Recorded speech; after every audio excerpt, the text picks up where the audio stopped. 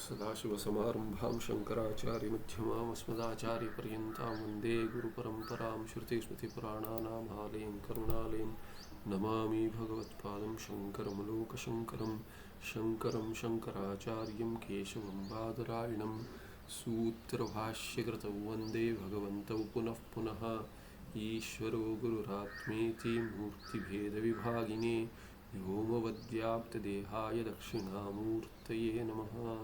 श्रीचिद्घनगणेशाय नमो मह्यं सुकन्नित्यं सुप्रकाशं व्यापकं नामरूपयोः अधिष्ठानं बुद्ध्यबोध्यं बुद्धेर्दृक्यत्वनिर्मलं अपारं सर्ववेदान्तवेद्यं प्रत्यक्परं महः तदेवान्नवत्वन्यदिति मे निश्चिता मतिः।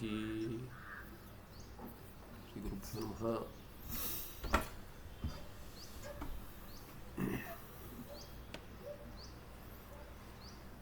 टिप्पण देख रहे थे हम कि 4 प्रकार के दोष दिखा दीजिए कि देश काल यदि जागृत में और स्वप्न में देखा था हमने मिथ्या है, क्योंकि युगपद उत्पत्ति होती है देश काल की स्वप्न में पदार्थों के साथ। टिप्पण में क्या कहते हैं, यदि देश कालो सत्यो तदा अद्वैत श्रुति विरोध, यदि सत्य मानेंगे देश काल को तो अद्वैत श्रुति का विरोध हो जाएगा। यदि मिथ्या है तो प्रपंच मिथ्या कार्य होता है। मिथ्या के लिए क्या है, सत्य से मिथ्या उत्पन्न होता है, उसमें कल्पित होता है, इसीलिए कार्य होता है कल्पित ये जो। तो यहाँ पे कार्यत्वात् कारणतया अन्यो देश कालो वाच्यो, इसीलिए क्या है कि कार्य यदि होगा तो कार्य के लिए देश काल के लिए अन्य देश काल कारण लगेगा। तो इसीलिए क्या है कि अभी वो कारण लगेगा, इसमें अभी कहते हैं कि स्वयं होगा, स्वयं देश काल अपना ही कारण होगा, तो क्या हो जाएगा, आत्माश्रय दोष हो जाएगा।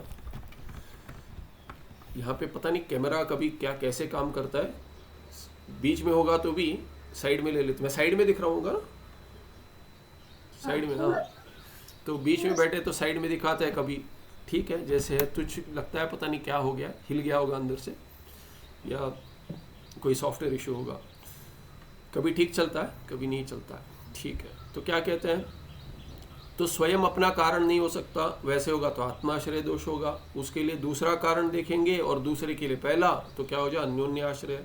यदि पहले के लिए दूसरा, दूसरे के लिए तीसरा, तीसरे के लिए पहला करेंगे तो चक्र का दोष हो जाएगा। और यदि पहले के लिए दूसरा, दूसरे को तीसरा, तीसरे को चौथा, चौथे को पांचवा करेंगे, अनवस्था दोष हो जाएगा। ऐसे दोष बताए। और क्या है कि अभी असत करके दिखा दिया ये, अपि च जागृत दशायां कदाचित स्वप्न पदार्थ स्मृतिर्भवति। स्वप्न में तो कभी जागृत की स्मृति नहीं होती है, जागृत की स्वप्न में स्मृति होती है।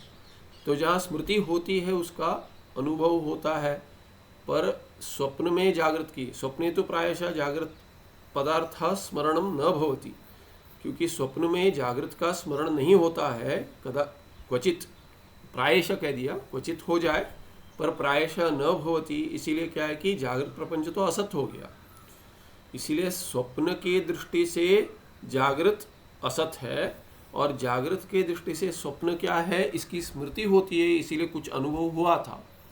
वैसे देखेंगे तो क्या है कि जागृत तो असत सिद्ध हो गया।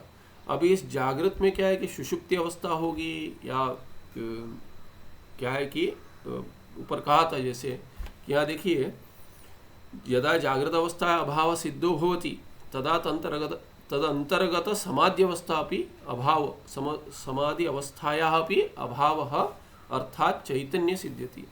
तो जागृत में ही समाधि लग रही है, स्वप्न तो मिथ्या सिद्ध हो गया और जागृत असत सिद्ध हो गया। इस जागृत में ही सभी समाधि हो या मूर्छा हो या सुषुप्ति होती है, इसीलिए क्या है वो सब क्या है कि मिथ्या सिद्ध हो जाएगी। वैसे भी क्या है, सुषुप्ति में मरण और मूर्छा का अंतर्भाव कर दिया। सुषुप्ति 3 अवस्था ही लेंगे, चतुर्थ समाधि लेंगे, ऐसे अधिकतर ग्रंथों में चर्चा होती है। तो कहते हैं कि स्वप्न मिथ्या हो गया, असत हो गया ही समझिए, और जागृत तो असत हो गया सिद्ध, स्मृति नहीं होती उसकी स्वप्न में, इसीलिए असत सिद्ध कर दिया। फिर जागृत में ही समाधि लगती है, इसीलिए समाधि कहाँ से सत हो जाएगी, समाधि असत हो जाएगी। उसी में सुषुप्ति होती है, इसीलिए सुषुप्ति भी असत हो गई। अभी सुषुप्ति में मरण और मूर्छा को जोड़ दिए, इसीलिए उनका भी अभाव सिद्ध हो गया। इतना हमने देखा था। आगे कहते हैं इत्थम, इस प्रकार से अधिक कह दिया थोड़ा, इसीलिए क्योंकि पिछले पार्ट में कम लोग थे। तो इत्थम ब्रह्मणि सर्व प्रपंचस्य असिद्ध्या अजातवाद सिद्ध्यति। इससे क्या हो गया कि ब्रह्म का कभी जन्म ही नहीं हुआ, ब्रह्म में किसी की भी प्रतीति यदि हो रही है तो क्या है कि सत का कार्य है कि असत का कार्य है। तो कहते हैं ना सत का कार्य है ना असत का कार्य। क्यों? क्योंकि कार्य ही नहीं है। कुछ उत्पन्न हुआ होगा तो आप पूछेंगे ये सत का कार्य है, असत का कार्य है, कि सत्य है कि असत है। तो कहते हैं जब भी उत्पत्ति हुई ही नहीं है तो क्या सिद्ध हो जाएगा? सर्व प्रपंचस्य असिद्ध्या, कोई भी अवस्था सिद्ध नहीं हुई, संपूर्ण प्रपंच असिद्ध, उसका कुछ ब्रह्म में सिद्ध ही नहीं हुआ, उसका अंश भी सिद्ध नहीं हुआ, लेश मात्र भी सिद्ध नहीं हुआ। इसीलिए अजातवाद सिद्ध्यति। ब्रह्म में न कुछ उत्पन्न हुआ है न ब्रह्म की उत्पत्ति हुई है, इसीलिए अजातवाद सिद्ध हो गया। अजातिवाद भी कहते, ये भगवान गौड़पादाचार्य मांडुक्य में कारिका में दिखाते हैं। कैसे कहते हैं? अभी श्वेताश्वेतर उपनिषद का मंत्र दे रहे, न तस्य कार्यं करणं न विद्यते च, न तस्य कार्यं करणं च विद्यते अपूर्वम अनपरम। तो कह दिया तस्य ब्रह्मणा कार्यम, ब्रह्म का कार्य यदि होगा तो ब्रह्म कारण बन जाएगा। ब्रह्म का कोई कार्य नहीं है, माने ब्रह्म कारण नहीं है। और उसका कोई कर्ण है क्या? कर्ण भी नहीं है। कार्यम करणम, कारण भी ले सकते हैं, न उसका कारण है, ये इसकी तो अपेक्षा है ही नहीं अभी, इसलिए करणम कह दिया। करणम माने उसका कोई कर्ण भी नहीं है, कार्य नहीं है। कार्य को जानने के लिए कर्ण के द्वारा कुछ जानते हैं, तो कर्ण भी नहीं है। तो ब्रह्म का कार्य और कर्ण नहीं है। कहीं कहीं क्या है, कार्य और कर्ण आ जाता है तो सूक्ष्म और स्थूल भी ले लेते हैं। तो अपूर्वम अनपरम, न इसके पहले कुछ है न बाद कुछ है इत्यादि, ये सब क्या है कि अजातवाद सिद्ध हो गया। आगे टिप्पण लंबा है इसीलिए हमने स्थगित किया था पाठ। आगे तो ये क्या कहते हैं, कार्य कारणता ह्यत्र न किंचिद उपपद्यते यादृगेव परम ब्रह्म तादृगेव जगत्त्रयम् तुच्छा निर्वचनीया च वास्तवी चेत्यसौ त्रिधा माया ज्ञेया त्रिविर्बोधै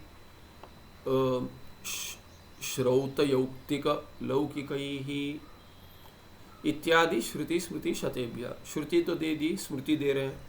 क्या कहते हैं यहाँ पे? कार्य करण नहीं, कारण आया है, कहीं करण कहते हैं कहीं कारण कहते हैं। तो कार्य कारणता ही अत्र कुत्र ब्रह्मणि, इस ब्रह्म में न कोई कार्य है, कार्यता लेंगे, न कारणता है। माने क्या है कि ब्रह्म कार्य नहीं है, ब्रह्म कारण भी नहीं है। किंचित अपि उपपद्यते, थोड़ा भी संभव नहीं है ब्रह्म में कारणता और कार्यता। तो कहते यादृगेव परम ब्रह्म, ये जगत क्या है? जगत सत प्रतिभाति भान होता है जगत का, जगत सत्य दिखता है। क्यों? क्योंकि परब्रह्म सत्य है। जगत में भान होता है माने चैतन्य प्रतीत होता है कहीं, तो कहते हैं क्यों? क्योंकि ब्रह्म चैतन्य है। और ये जगत त्रयम जो कह रहे हैं, ये तीनों लोग क्या है कि जैसे ब्रह्म है वैसे प्रतिभान होता है, ऐसे अर्थ लेना चाहिए। यहाँ पे अधिक अर्थ के लिए स्मृति देखनी पड़ेगी। पर पहले कह दिया कि कार्य कारणता ही अत्र किंचिदपि न उपपद्यते, यदि कि थोड़ी भी कार्य कारणता नहीं है तो ये जैसे ब्रह्म है वैसा जगत है का क्या अर्थ है? तीनों जगत माने वैसा प्रतिभान होता है, न कि है, वास्तविक नहीं है। यदि भान हो रहा है तो वो जैसे ब्रह्म है उसमें कल्पित में उसके धर्म भाषित होते हैं, न कि है। तो वास्तविक स्थिति क्या है इनकी? तो ये जगत में कैसे दिखता है? ये सब सच्चित आनंद दिखता है, ये क्या है? तो कहते हैं तुच्छ भी कह सकते, अनिर्वचनीय भी कह सकते, वास्तविक भी कह सकते। कैसे? माने व्यावहारिक सत्ता। तो कहते हैं असौ त्रिधा, तीन भेद से है ये माया। माया की शक्ति से ये सब प्रतीति होती है, माया का कार्य दिखता है, परिणाम ले लेती है माया। माया की भी कल्पना करते हैं। कार्य कारणता ही अत्र न किंचिदपि उपपद्यते, माया होगी क्या? माया कार्य है कि कारण है? कुछ नहीं है, माया कल्पना है, क्योंकि अनुमेय है, देखा हमने पहले कार्यानुमेय माया, तो कार्य की दृष्टि से माया कल्पित तो होती है। श्रुति कल्पना करती है माया की, क्योंकि निर्गुण कारण नहीं बन सकता और कारण जैसे प्रतीत होता है उसका कार्य प्रतीत होता है, इसीलिए क्या है कि माया की कल्पना करते हैं। अभी क्या कहते हैं, माया क्या है, तुच्छ है, उसका कार्य भी तुच्छ होगा, अनिर्वचनीय है कह सकते हैं और वास्तविक कह सकते हैं। कैसे, क्योंकि भिन्न भिन्न दृष्टियां हैं। माया ज्ञेय, माया को जानना चाहिए। कैसे जानना चाहिए, तुच्छा ज्ञेय। कैसे, त्रिविही बोध ही, ये तीनों बोध क्या है, तुच्छ बोध होता है, अनिर्वचनीय बोध होता है या वास्तविक बोध होता है माया का। इसीलिए ऐसे तीन प्रकार से जानो। त्रिधा, असौ त्रिधा माया, असौ माया त्रिधा ज्ञेय, तीन प्रकार से जानिए। तो तीन दृष्टियां से तीन प्रकार। श्रौत दृष्टि से तुच्छ, श्रौत दृष्टि माने श्रुति की जो दृष्टि है वो क्या है, माया तुच्छ है, माने है ही नहीं। और यौक्तिक दृष्टि क्या है, माने युक्ति से अनुमान करेंगे तो अनिर्वचनीय। सत है क्या, नहीं। क्यों, सत है तो बाद नहीं होता, माया का बाद नहीं होता, माया और मायाकार का बाद होता है, इसीलिए सत नहीं होगा। तो असत कह दीजिए, असत नहीं होगा। क्यों असत नहीं होगा, क्योंकि असत होगा तो असत की प्रतीति नहीं होती है, परिमाया की और माया कार्य की प्रतीति होती है। इसीलिए क्या है, सच्चेत न बाध्येत असच्चेत न प्रतीयेत। इसीलिए क्या है कि आपको अनिर्वचनीय मानना पड़ेगा। सरसद्भ्याम अनिर्वचनीय माया, ये किस दृष्टि से, यौक्तिक दृष्टि से। युक्ति लगाएंगे तभी माया अनिर्वचनीय सिद्ध होगी। और लौकिक, जिनको शास्त्र की वासना नहीं है, शास्त्र का कोई संस्कार नहीं है, उनके लिए क्या है, वास्तविक माया वास्तविक है। हम उसको व्यावहारिक सत्ता कह देंगे, मिथ्या, किंतु वो कहेंगे ये सत्य है, वास्तविक है। माया है माने मायाकारी जगत प्रपंच, प्रपंच पूरा क्या है, माया है, मायाकारी है, उसी को माया भी कहेंगे। माई का प्रपंच है या माया प्रपंच है, ये सब क्या है, शास्त्र की दृष्टि से तो तुच्छ है। शास्त्र की दृष्टि ही ज्ञानी की दृष्टि है, इसीलिए ज्ञानी की दृष्टि से भी तुच्छ है माया, तुच्छा। अनिर्वचनीय यौक्तिक दृष्टि से, युक्ति कौन लगाता है, साधक की दृष्टि से, और जो अभी साधक भी नहीं बना है उसकी दृष्टि से वास्तविक लौकिक दृष्टि। इत्यादि श्रुति स्मृति शतेभ्य, कहते हैं एक दो श्रुतियाँ नहीं है और एक दो स्मृतियाँ नहीं है, 100 ढूंढते जाएंगे तो बहुत सारे मिलेंगे, जितना अभ्यास करोगे उतने अधिक मिलेंगे। आगे कहते हैं, ये तो अभी हाँ समाप्त हो गया। अच्छा इतना ही था, ये मैंने एक संख्या नहीं देखी, नहीं तो उसी दिन समाप्त भी कर सकते थे। ठीक है, पीछे अभी मूल में चलते हैं।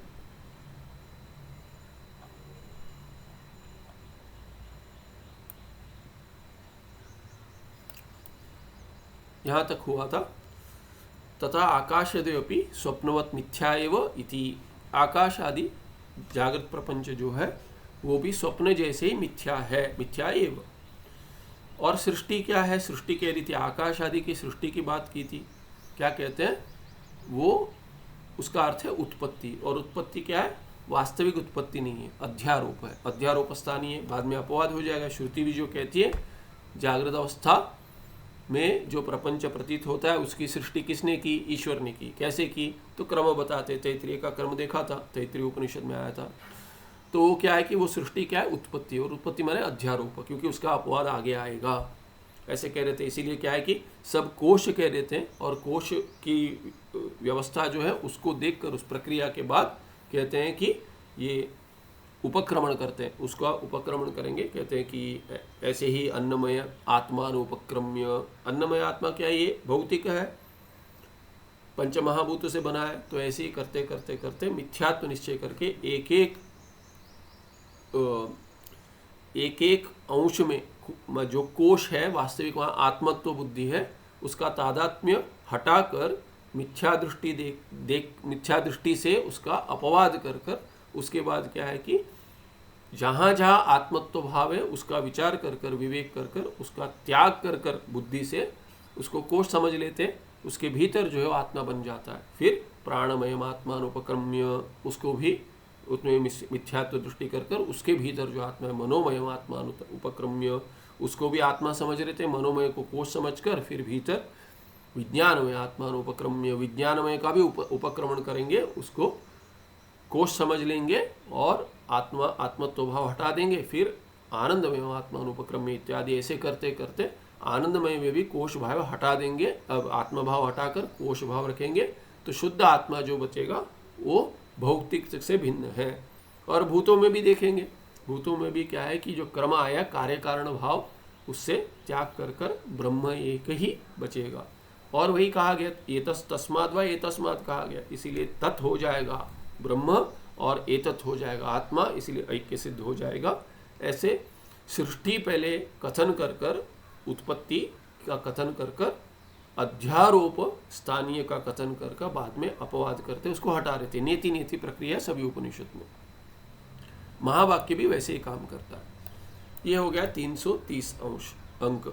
अभी 331 अंक में कहते हैं देश कालयो उत्पत्ति विषय आक्षेप समाधानी। अरे श्रुति में आता है, आप कह रहे अध्यारोप है, अध्यारोप है, तो ये समझाइए क्या, कैसे अध्यारोप कैसे हो जाएगा। तो कहते देश काल जो है उसका तो उसकी तो चर्चा हुई नहीं करके कहा है। अब पीछे देखेंगे, स्मरण करेंगे तो क्या होगा। तैत्तिरीय उपनिषद सूत्रकार भाष्यकारयोश्च अयम अभिप्राय।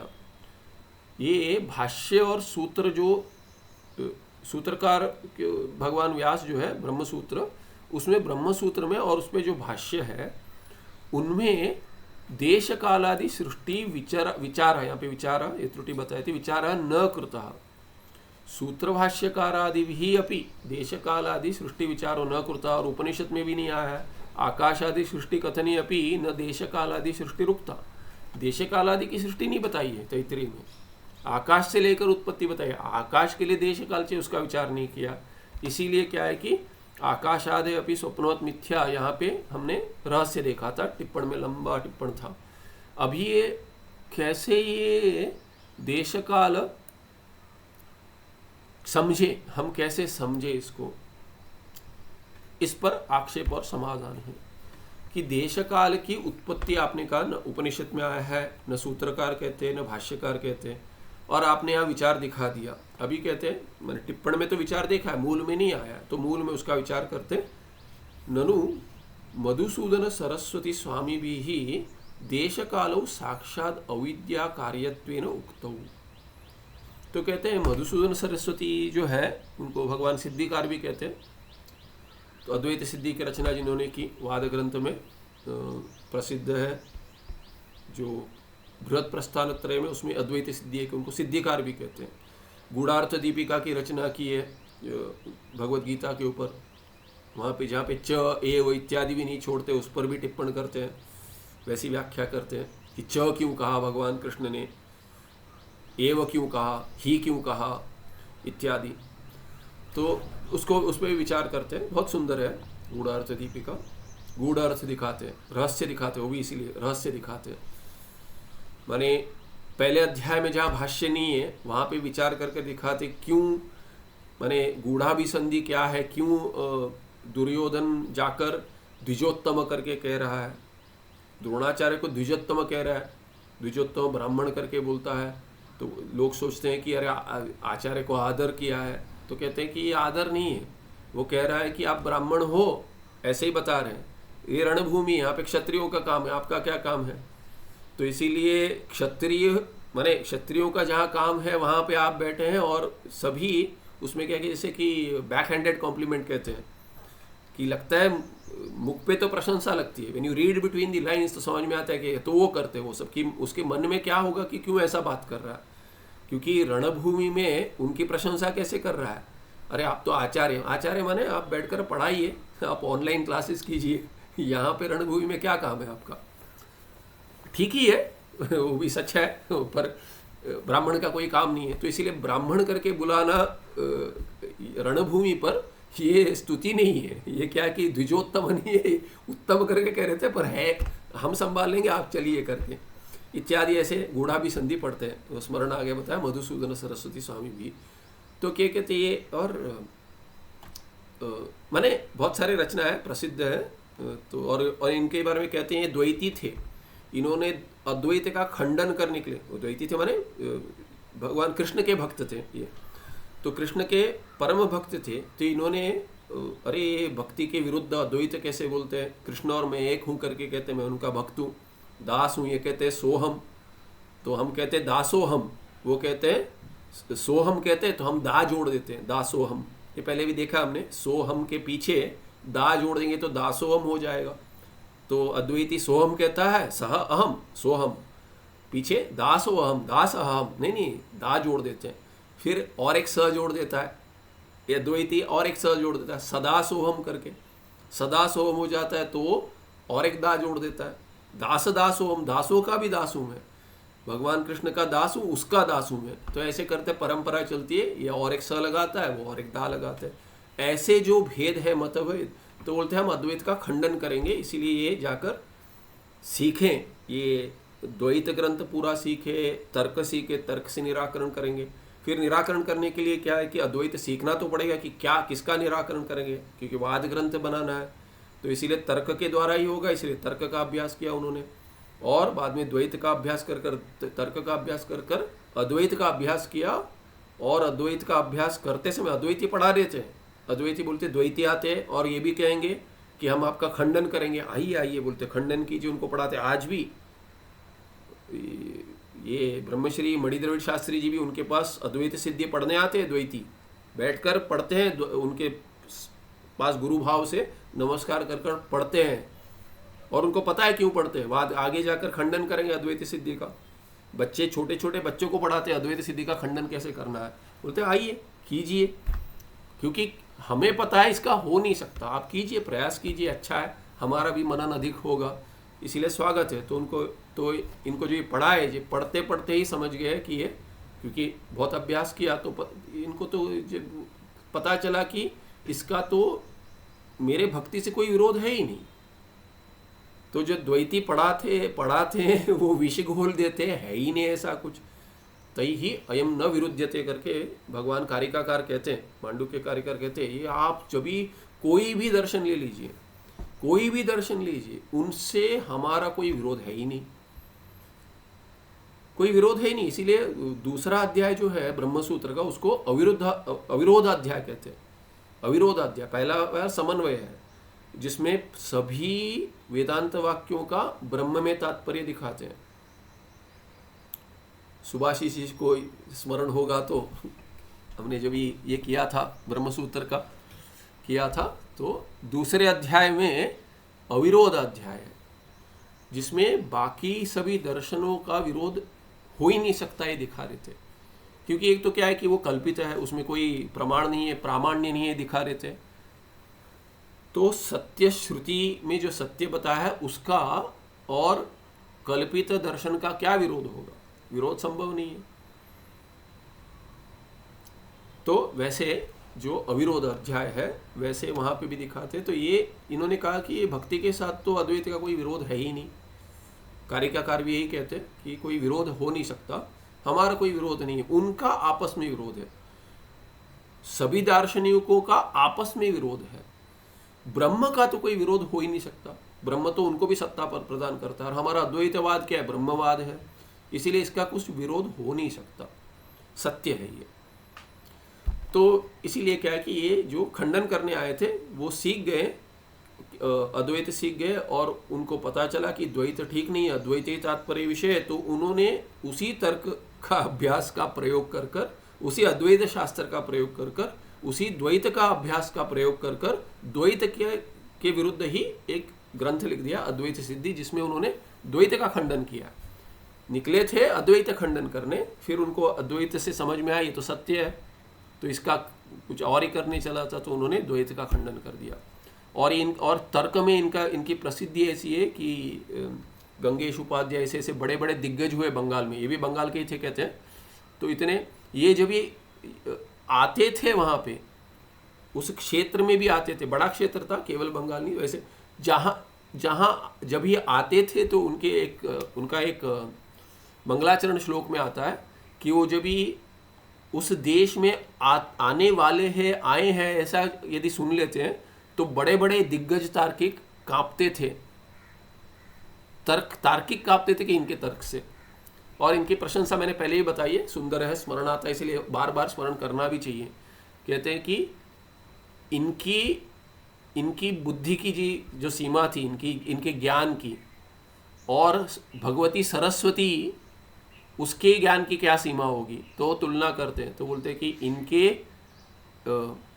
इनका पार जो है, पार माने वही सीमा जो है, वो सरस्वती जानती है और सरस्वती भगवती की सीमा ये जानते हैं, ज्ञान की सीमा केवल ये जानते हैं। ऐसे इनकी प्रशंसा इनके शिष्य करते हैं। ठीक है, चलिए संदर्भ में आए थे। ननु मधुसूदन सरस्वती स्वामी भी देश काल साक्षात अविद्याकारत्वेन उक्तौ। तो कहते हैं अभी कुछ अभ्यास किए हुए इनका, वो कहते हैं कि उन्होंने तो देश काल साक्षात अविद्या का कार्य बताया है।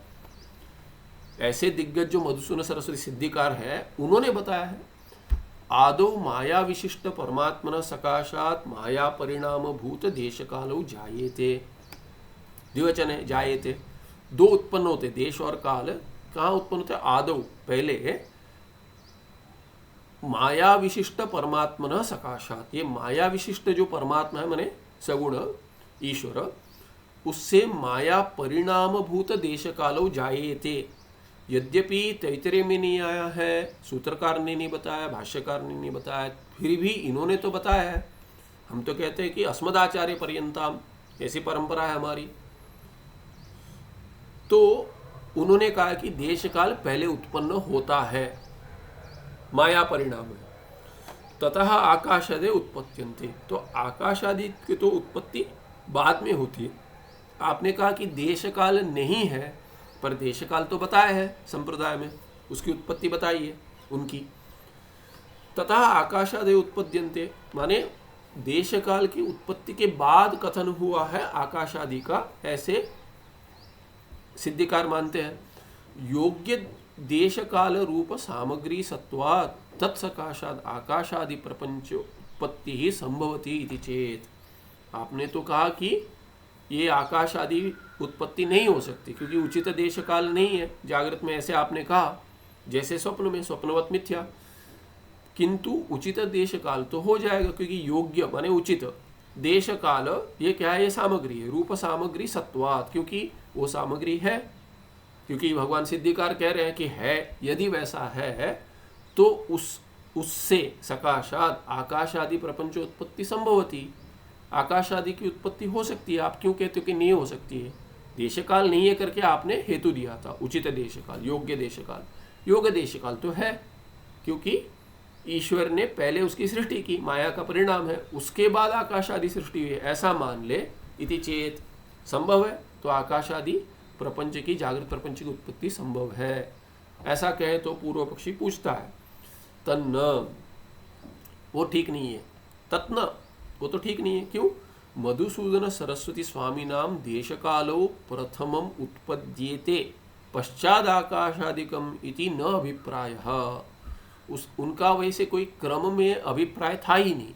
ऐसा नहीं कहा कि देश काल पहले उत्पन्न होते हैं उसके बाद आकाश आदि उत्पन्न होते हैं, ऐसा अभिप्राय नहीं है वहां पे।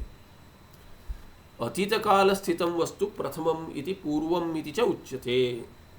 ये पूर्व क्या होता है और पर क्या होता है, पश्चात क्या होता है? पहले तो क्या है कि अतीत काल स्थितम वस्तु, जो अतीत काल पहले काल में जो है उसको प्रथमम कहेंगे। पहला दूसरा क्या होता है? पहले और बाद में पहला पश्चात, प्रथमम पश्चात क्या कहेंगे? ये अतीत काल जो है उसमें जिसकी उत्पत्ति हुई है या जो उसके जब ये है जो है वहां पे, उसको क्या कहेंगे? उसको कहेंगे प्रथमम। और बाद वाला भविष्यत काल, आगे कहते हैं भविष्यत काल स्थितिकम वस्तु उत्तरम इति पश्चात इति च उच्यते। और भविष्यत काल में जो है उसको पश्चात कहेंगे। आज किसको कहते हैं? कल किसको कहते हैं? और हिंदी में तो कल कह देते हैं, कल कल दोनों को कल कहते हैं, गया वाला कल और आने वाला कल, आने वाला पल। तो वैसे क्या है कि ये पीछे जो काल गया है और आगे जो काल गया है, ये क्या काल उसको लेकर उसमें जो स्थित जो है वस्तु, उसको क्या कहेंगे? भूत भविष्यत वस्तु कहेंगे। उसी को प्रथमम, भूत वस्तु को प्रथमम कहेंगे और पश्चात किसको कहेंगे? भविष्यत वस्तु को। अब ये जो प्रथमम और जो आप पश्चात करके कहोगे, देश काल पहले आए हैं, प्रथमम माने भूतकाल में आए हैं, और पश्चात कहोगे आप आकाश आदि सृष्टि, उसको कहेंगे पश्चात। वो क्या है कि वो भविष्यत काल में आए। ऐसा जो है उसमें अभी पीछे जो है वो क्या है और आगे जो क्या है उसके लिए आपको काल चाहिए। देश काल में काल तो चाहिए, तो देश काल की उत्पत्ति पहले काल में हुई ऐसा कह सकते हो आप? काल की उत्पत्ति पहले काल में हुई है, इसका कोई अर्थ ही नहीं है। काल की सृष्टि की बात करें पहले हुई है, पहले हुई माने क्या, किसकी तुलना में पहले हुई है? काल कुछ चाहिए आपको कि पहले बाद में कहने के लिए कुछ तो चाहिए आपको काल चाहिए। तो काल की सृष्टि काल में नहीं हो सकती, कैसे संभव है? तो इसीलिए उन्होंने जो कहा है कि आकाश आदि से पहले इत्यादि, ऐसा अभिप्राय नहीं है वहां पे। उत्पत्ति देश काल चाहिए, उसकी उत्पत्ति की बात की है। यदि चाहिए आपको देश काल तो वो माया से उत्पन्न करके कहते हैं, पर ऐसा अभिप्राय नहीं कि पहले देश काल उत्पन्न हो बाद में आकाश आदि, ऐसा अभिप्राय है नहीं उनका। अतीत काल स्थितम वस्तु, अतीत काल में जो स्थित है वस्तु उसको प्रथमम कहते हैं। प्रथमम इति पूर्वम इति, प्रथम कहेंगे या पूर्वम कहेंगे च उच्यते। भविष्यत काल स्थितिकम, स्थितिकम ये समास कर दिया, और ये स्थितिकम यहाँ पे भी समास था, पर यहाँ पे क्या है कि यहाँ पे आप अतीत काले स्थितम करके तत्पुरुष सप्तमी तत्पुरुष बना सकते हैं। भविष्यत काल स्थितिकम वस्तु, यहाँ पे बहुरी हो जाएगा। भविष्य जो वस्तु है वो क्या, भविष्यत काल स्थितिकम, भविष्यत काले स्थिति ही यस्य वस्तु ना तद वस्तु भविष्यत काल स्थितिकम वस्तु कहेंगे। माने आगे जो वस्तु होगी, आगे काल में, आगे के काल में, उसको क्या उत्तरम इति पश्चात इति कहते हैं। प्रथमम या उत्तरम कहिए या पूर्वम पश्चात कहिए। तो मैंने प्रथमम और पश्चात ऐसे बात किया, प्रथमम और उत्तरम कह सकते हैं या पूर्वम या पश्चात। इन दोनों में भी काल की अपेक्षा है। प्रथमम या पूर्वम कहने के लिए आपको भूतकाल की अपेक्षा है, और उत्तरम या पश्चात कहने के लिए आपको भविष्यत काल की अपेक्षा है। अभी देश काल की उत्पत्ति कभी हुई उसके लिए काल की फिर अपेक्षा आ जाएगी।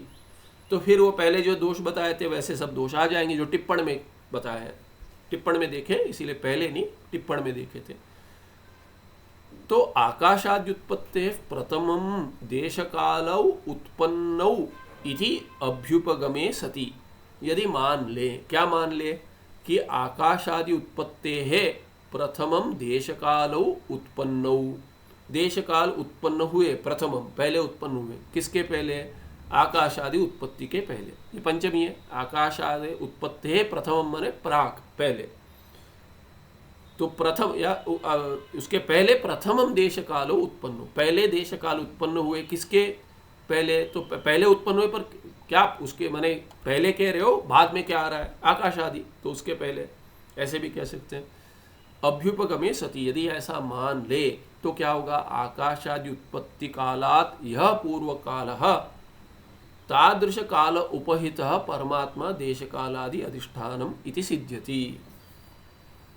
दोष का निवारण करना पड़ेगा आपको, इतने सारे दोष आ जाएंगे, काल के लिए काल की अपेक्षा है। तो कहते हैं आकाश आदि उत्पत्ति कालात यह पूर्व कालः, पूर्वः कालः, आकाश आदि उत्पत्ति के पहले जो पूर्व काल है, तादृश काल उपहितः परमात्मा, काल चाहिए आपको कि कोई काल चाहिए, तो काल से काल उपाधि बनेगी परमात्मा की, परमात्मा से उत्पत्ति होनी है ना, सभी उत्पत्ति परमात्मा से होती है। तो कहते हैं तादृश पूर्व काल जो है, आकाश आदि के पहले जो काल है वो क्या है, अभी अधिष्ठान चाहिए आपको, तो कहते हो परमात्मा ही अधिष्ठान है। तो कैसा परमात्मा है, तो कहते हैं पूर्व काल जो है आकाश आदि उत्पत्ति के, वो उपाधि बनेगी परमात्मा की। तो उपहित परमात्मा, कालो उपहित, कैसा काल, तादृश काल, जैसा आपको पूर्व काल चाहिए वैसे काल उपहित परमात्मा, वो क्या है कि देश काल आदि के अधिष्ठान बन जाएंगे, इति सिद्ध्यति। ठीक है, अभी कहते ततश्च देश कालादि उत्पत्तिम प्रति पूर्व कालस्य अपेक्षा भवति। अभी कहते कि अभी वो देश काल आदि उत्पत्तिम प्रति, ततश्च, उसके बाद क्या है कि वे देश काल जो है वो देश काल आदि के अधिष्ठान होने के लिए जो काल चाहिए आपको, पूर्व काल चाहिए अभी। तो पहले क्या है कि आकाश आदि उत्पत्ति के पूर्व काल आपको चाहिए वो काल जो है, वो काल, उस काल से उपहित परमात्मा देश काल आदि का अधिष्ठान ऐसे सिद्ध हो जाएगा। अभी कहते कि वो ततश्च देश काल आदि उत्पत्तिम प्रति, देश काल जो जिसकी उत्पत्ति होनी है, किसके पहले? आकाश आदि उत्पत्ति के पहले देश काल की उत्पत्ति होनी है। अभी कहते हैं देश काल आदि उत्पत्तिम प्रति पूर्व काल से अपेक्षा भवती, पूर्व काल चाहिए आपको। आकाश आदि उत्पत्ति के लिए तो ठीक है, देश का माने आपने क्या कहते, आकाश आदि उत्पत्ति के पहले, उत्पत्ति कालात पूर्व, यह पूर्व काल। आकाश आदि उत्पत्ति जैसे हो रही है, समझिए कि एक संख्या ले लेंगे, T0 पे उत्पन्न हो रही है आकाश आदि, यही आपके तैतरीय का क्रम है, तो आकाश आदि को T0 पे उत्पन्न मानेंगे। अभी T0 के पहले वो क्या होगा? -1 समझिए। T-1 जो है, उस T-1 में वहाँ पे कोई काल होना चाहिए। अभी वो पूर्व काल जो है उसको T-1 केवल नहीं, T-1 तक सब संपूर्ण काल पूर्व काल में आ जाएगा। T-1 पर T-1 एक लेंगे उदाहरण कि उससे उपहित जो परमात्मा है वो देश काल आदि के अधिष्ठान ऐसे हो जाएंगे।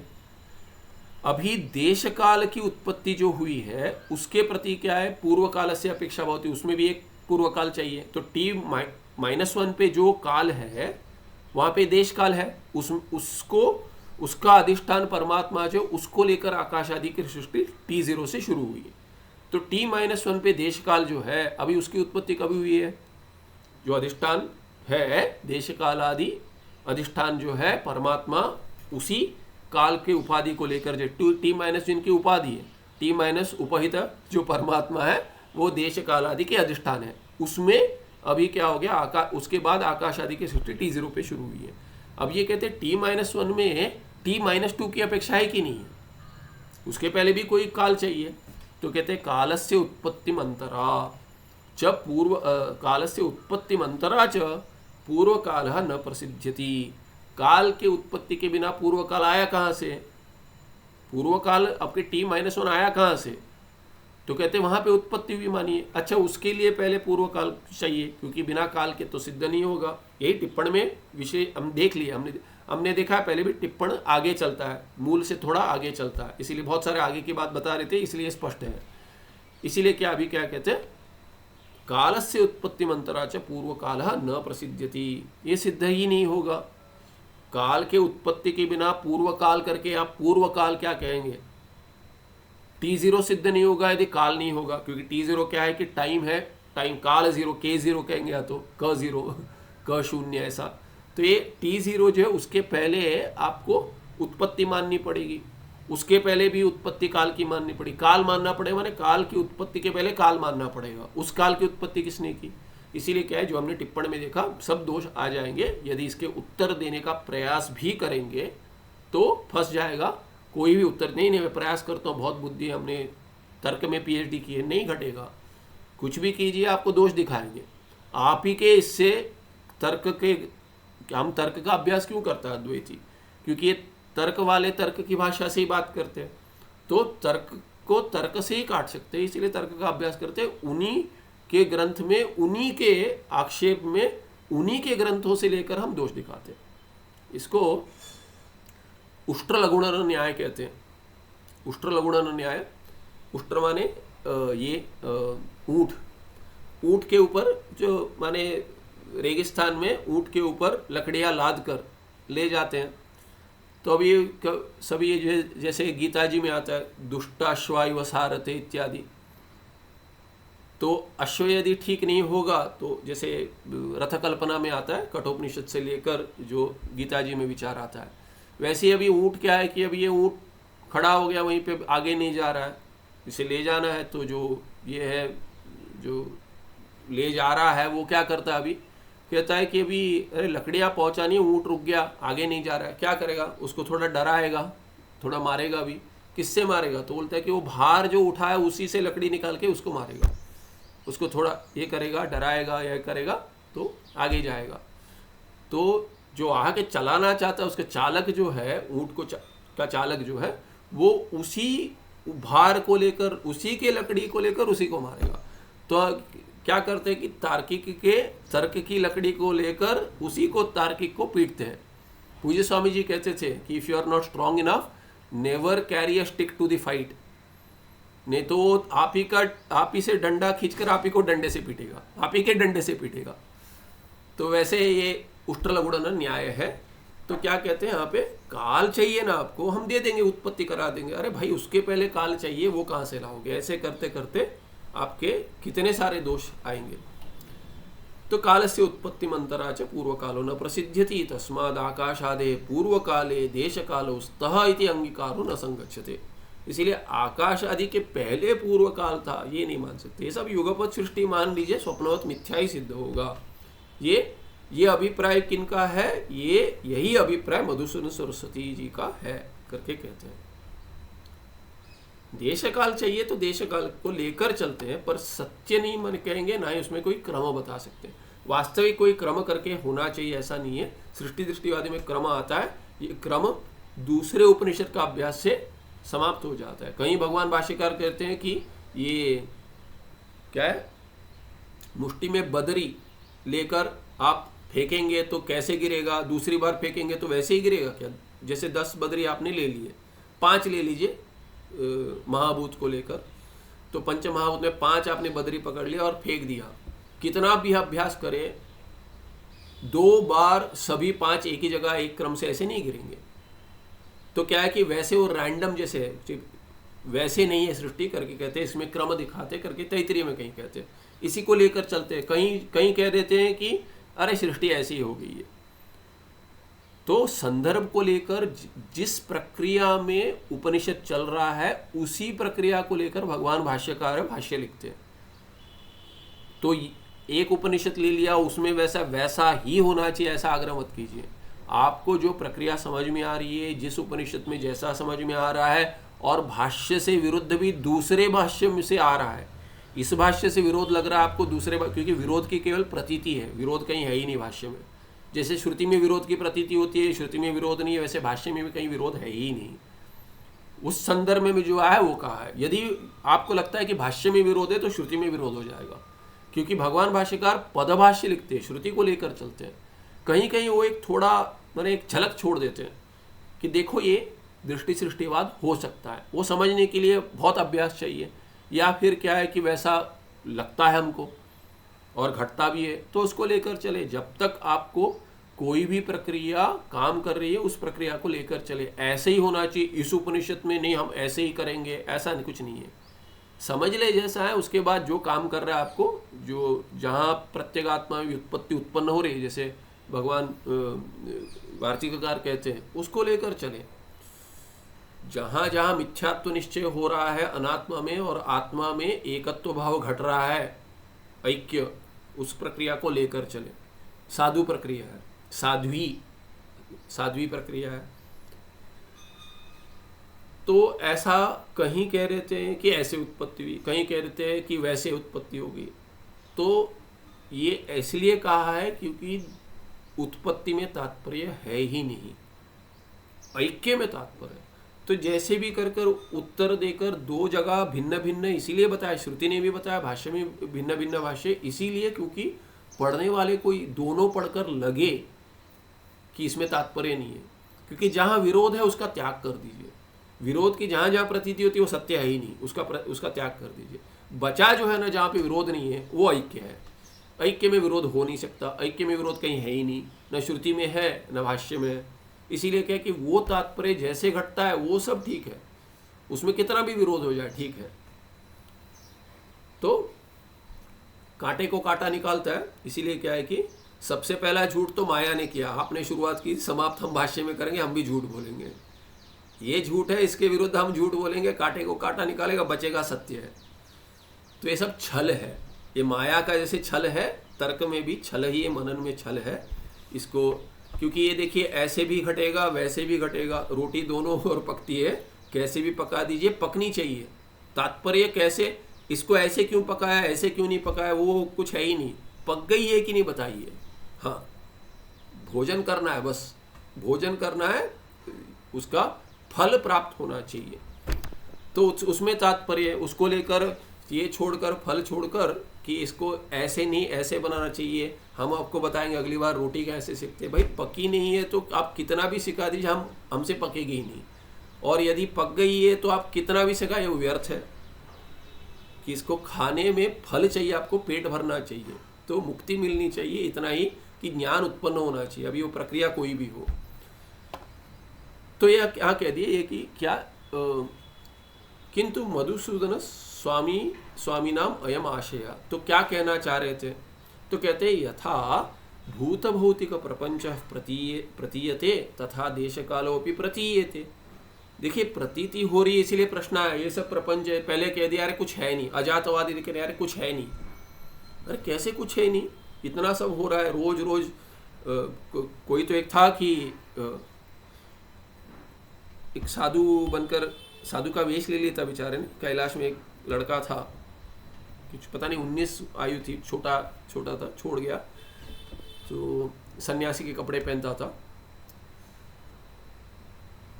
तो अच्छा ठीक था, भक्त था, तो ये ज्ञान व्यान में थोड़ा ये नहीं हुआ कि उतना ये नहीं हुआ, तो कहता था कि अच्छा खासा एपिटाइट था खाने का, घर छोड़कर आ गया था, भाग गया था, पता नहीं क्या था, तो ये कितना वो 20 रोटी एक साथ खा जाता था, दे दिए 20 रोटी, और देखा मैंने 10 तो लाकर बैठा था, खा जाता, ऐसे ही खा जाता था। तो विभूतियां होती है कुछ कुछ, क्योंकि पुण्य चाहिए, ऐसे खा नहीं सकता कोई, खाने के लिए पुण्य चाहिए, वो पचाने के लिए पुण्य चाहिए, बाकी देखते अरे आप खा लो, आपको आपसे होगा, अरे एक रोटी खा कर गए तो अरे पेट भर गया, इच्छा है पर खा नहीं पाते, इसके लिए पुण्य लगता है, कोई खाता है अधिक खाता है वही पुण्य है। तो क्यों कह रहा हूं, क्योंकि ये 20-20 रोटी खा जाते हो, कहते हो मिथ्या है, तो संभव है क्या? अरे इतना खा रहे, सत्य है वो सब करके, खाना सब खाते समय कोई मिथ्या नहीं है, ये सब सत्य, ऐसे आक्षेप करेंगे द्वैती। तो कहते हैं ये तो ऐसे लेकर आपने प्रपंच क्या है कहा था, तो श्रुति ने बता दिया, हाँ सृष्टि ऐसे हुई है, ऐसे हुई है, सत्यत्व आपका है, इसीलिए प्रश्न आया है। जिसको मिथ्यात्व है, रोटी भी मिथ्या है, खाना भी मिथ्या है, जिसको नहीं है वो पूछता अरे ये रोटी खा रहा हूँ इतना ये कैसे मिथ्या हो गया? तो सत्य है, भूख मेरे सत्य है, शरीर सत्य है, इसको सत्य रोटी खिला रहा हूँ, इसीलिए सत्य रोटी कहाँ से आई, गेहूँ कहाँ से आया इत्यादि, तेल कहाँ से आया, तो उसके लिए क्रम से जहाँ तक जा सकते हो वहाँ तक विचार करेंगे, तो भी ये किसने बनाया है करके प्रश्न आएगा, उसके लिए उपनिषद ने उत्तर दे दिया।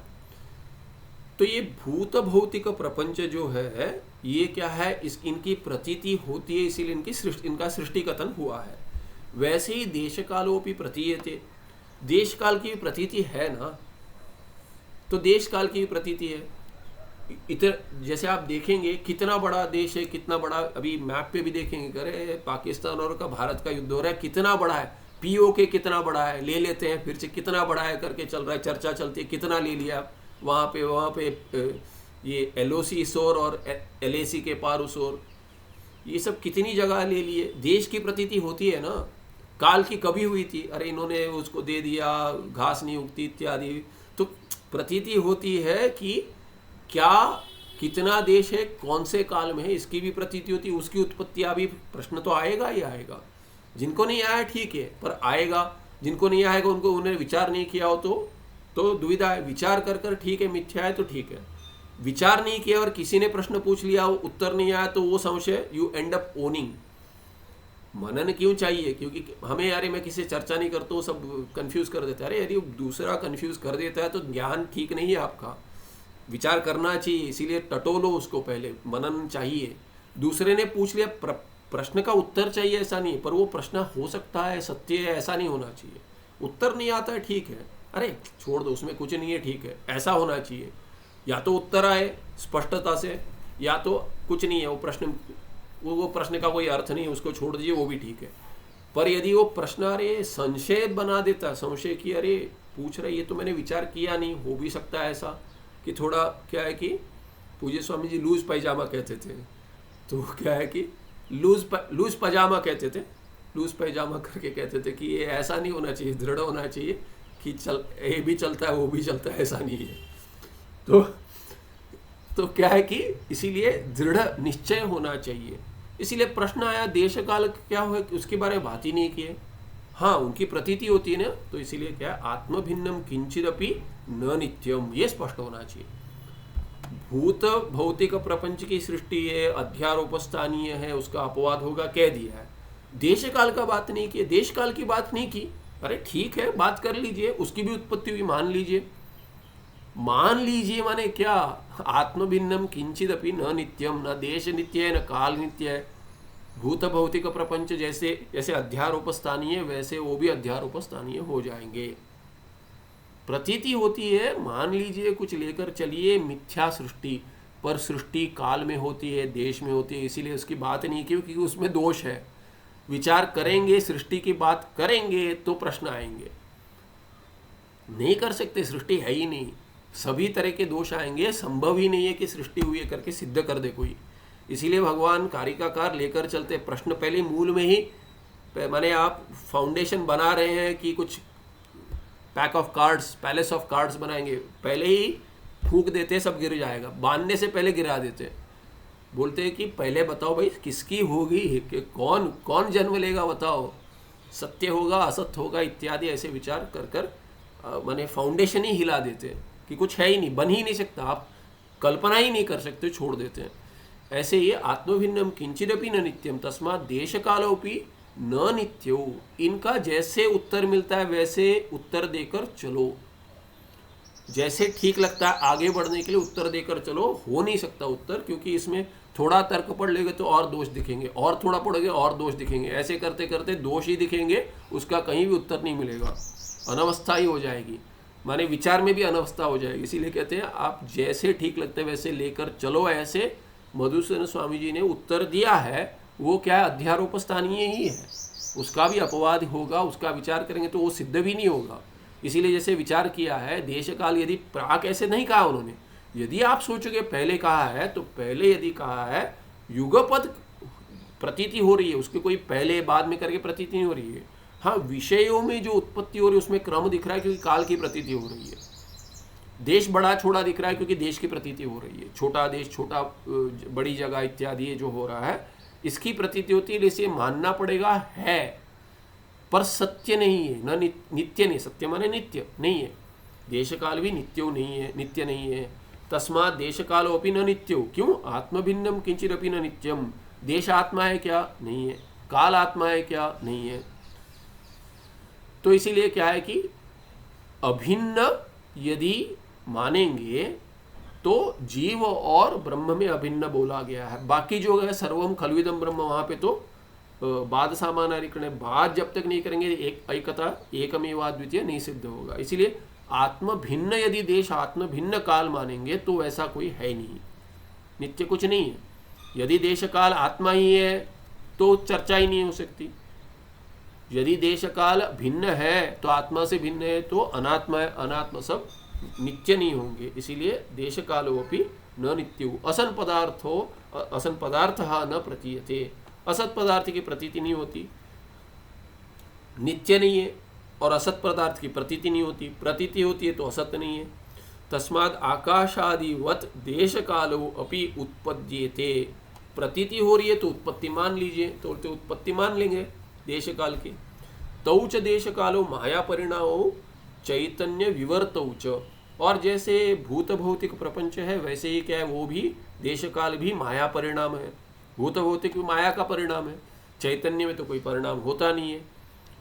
और चैतन्य क्या है, चैतन्य का विवर्त है। विवर्त माने चैतन्य बिना परिणाम लिए कार्य की प्रतीति में सत्ता देता है और भान प्रदान करता है, स्वयं नहीं करता, माने हो जाता है, उसका स्वभाव है कि जिसकी भी कल्पना करते हो उसमें सत्यता जो लगती है, उसमें जो भान आता है कि है, अस्ति भाति च है और प्रतीत होता है, ये सब अधिष्ठान के कारण होता है चैतन्य, उसको विवर्त उपादान कारण कहेंगे। तो तौच देश काल, वो देश काल क्या है, माया का परिणाम है और चैतन्य का विवर्त है। माने विवर्त है माने कुछ बदलाव नहीं हुआ है। यो विवर्ता सन कस्यचिद अपि कारणम, विवर्त तो वस्तुतः उपादान कारण, विवर्त उपादान कारण कहते, विवर्त उपादान कारण माने क्या है ही नहीं। जैसे कहते हैं कि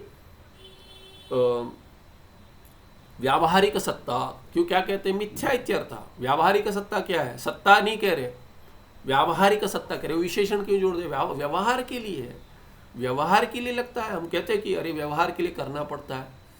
जैसे मौन में है, कहते कि मौनी बाबा बन गए, कोई आता है बात करनी है तो क्या करेंगे, कर देते हैं बात, बोलते चलो ठीक है, व्यवहार के लिए करना पड़ता है मौनी, बात नहीं करते। व्यवहार के लिए कर रहे हैं माने वास्तव। तो ये कह रहे यार इतना कभी कभी बात कर लेते हैं, हाँ बाकी समय मौन में रहते हैं, अधिक बात नहीं करते। ऐसा यदि कहेंगे मौनी ही कहलाएंगे उनको, क्योंकि लोग जाते हैं तो क्या करेंगे, साथ में कोई है कोई भगाने के लिए तो ठीक है, नहीं है तो आके बैठ जाएंगे तो क्या करेंगे, बात नहीं करेंगे तो भी ये बुलवाएंगे बैठकर, तो थोड़ा दो शब्द बोल दीजिए ऐसे कर कर, तो बोलते जाओ भाई, तो बोल देते जाओ भाई, उतना तो बोलना पड़ेगा, लिख के नहीं दे पा रहे हैं तो बोल देते हैं। तो बोलते ये क्या है कि वास्तविक नहीं है, व्यवहार के लिए कर देते हैं, वास्तविक तो मौनी है। वैसे ये क्या है, व्यावहारिक सत्ता माने क्या, अरे मिथ्या समझ में नहीं आ रहा तुमको, व्यावहारिक सत्ता बोल रहे हैं, अच्छा व्यावहारिक सत्ता है, ठीक है चले जाते हैं, मिथ्या नहीं है, सत्य है। कैसा, व्यावहारिक सत्य है। एक विशेषण जोड़कर दे देते हैं दोनों के लिए, हाँ प्रसन्न हो गया, अरे उन्होंने तो बोल दिया, गुरुजी ने कहा है कि करो व्यवहार करो, व्यावहारिक सत्ता है इसमें, मान लिया है। बोलते अरे उसी को मिथ्या कहते हैं, आगे जाकर समझ में आया उसी को मिथ्या कहते हैं, व्यावहारिक विशेषण जो जोड़ दिया वही मिथ्या है। तो ये क्या है कि तस्माद आकाशादिवत, जैसे आकाशादि भूत ये प्रपंच है उसकी जैसे आप मिथ्या उत्पत्ति मानते हो, वैसे इसकी भी मिथ्या उत्पत्ति मान लो। और ये क्या है, माया का परिणाम है, जैसे वो माया का परिणाम है और चैतन्य का विवर्त है, वैसे भी ये भी मान लेंगे देश काल भी। और कस्यचित कारणम न भवति अविवर्तः, जो विवर्त है वो किसी का कारण नहीं होता, उपादान कारण कह रहे थे। जैसे व्यावहारिक सत्ता, उसमें व्यावहारिक सत्ता माने मिथ्या, उपादान कारणम विवर्त माने क्या, माने है ही नहीं, उपादान कारण है ही नहीं। अरे कौन है बता, कौन बताओ, बोलते ब्रह्म ही है, उपादान कारण ब्रह्म ही है। अच्छा तो बोलते माया सहित उपादान कारण है, वो माया सहित ब्रह्म जो है उपादान कारण है, माया परिणामी उपादान कारण है और चैतन्य विवर्त उपादान कारण है। माने क्या कि माया उपादान कारण बन रही है, परिणाम ले रही है, और चैतन्य परिणाम नहीं ले रहे, माने उपादान कारण है ही नहीं। क्या शब्द कहते हैं, उपादान कारण नहीं है नहीं कहते, विवर्त उपादान कारण है। अरे ये तो कुछ बड़ा कह दिया, विवर्त उपादान कारण। विवर्त माने क्या कि कुछ बदलाव भी नहीं लिया कारण हो जाता है। कैसे हो जाता है भाई, कहीं देखा है कि बिना बदले कोई कारण बन जाता है, माने नहीं है। जैसे स्वप्न का कारण है जीव, अरे इतना सारा हो गया, ये हो गया, युद्ध लड़के आ गया मैं स्वप्न में, अरे क्या किया भाई, यहाँ पे सोए थे, अच्छा खासा खाकर सो गए थे, उठकर थोड़ा न्यूज़ देख रहे हो, बोलते युद्ध लड़कर आ गया, कुछ नहीं, युद्ध लड़ने वाले कोई और है, तुमने क्या किया, बोलते हैं अरे मैं उपादान कारण बना उसके लिए। कैसा वाला, विवर्त उपादान कारण, मैं ही कारण हूँ युद्ध के लिए। कैसा वाला, विवर्त उपादान कारण, कुछ नहीं किया इसने, विवर्त कह रहे थे, माने कुछ है ही नहीं, कारण नहीं है, कारणत्व नास्ति इत्यर्थः। यो विवर्ता सन कस्यचिदपि कारणम, तस्माद आकाशादि प्रपंच उत्पत्तो देश कालयोः कारणता न संगच्छतः, कि कहते हैं कि अरे इसकी ये कारण बन जाएगा, देश कालयो कारणता न संगच्छते होना चाहिए, यहाँ पे संगच्छतः करके, ये ओ नहीं संगच्छति करके होना चाहिए, या तो संगच्छति होना चाहिए। तो ये द्विवचन तो नहीं हो सकता, एक वचन है, न संगच्छते होता लगता है, संपूर्वक गम ये बन जाए, संपूर्वक गम लगता है कि ये बन जाता है, देखना पड़ेगा ये कि आत्मनेपद है कि परस्मैपद पद, सूत्र देखना पड़ेगा ऊपर क्या प्रयोग किया है। संगच्छते है, संगच्छते होना चाहिए, संगच्छते, तो ये संगच्छतो नहीं है, संगच्छते कर दीजिए इसको, संपूर्वक गम बन जाएगा। क्या हो गया,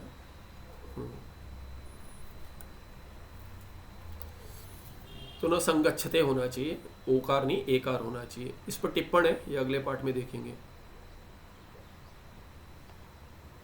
यही लोग अपिच कारणम पूर्व भाव इत्यादि, इसमें आगे विचार करेंगे, पर टिप्पण में हमने बहुत देखा है, और टिप्पण भी आ रहा है, पर ये यहाँ तक जो है उसमें टिप्पण में बहुत विस्तार से देखा था, तो ये तो स्पष्ट होना चाहिए।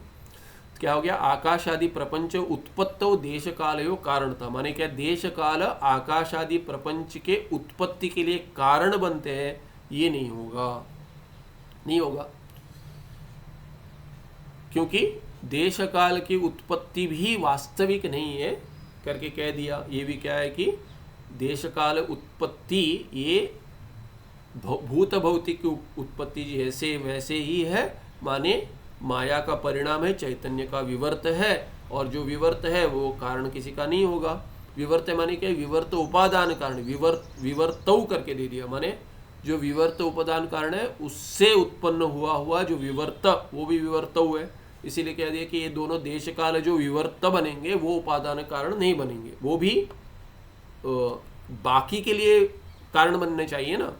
देश काल को लेकर ही आकाश आदि सृष्टि होगी, तो देश काल भी विवर्त होते हुए कारण किसी का नहीं बनेंगे। देश तस्माद आकाश आदि प्रपंच उत्पत्तौ, उसके उत्पत्ति में देश काल की कारणता नहीं होगी, क्योंकि वही स्वयं विवर्त है। माया का परिणाम है, पर ब्रह्म का विवर्त है।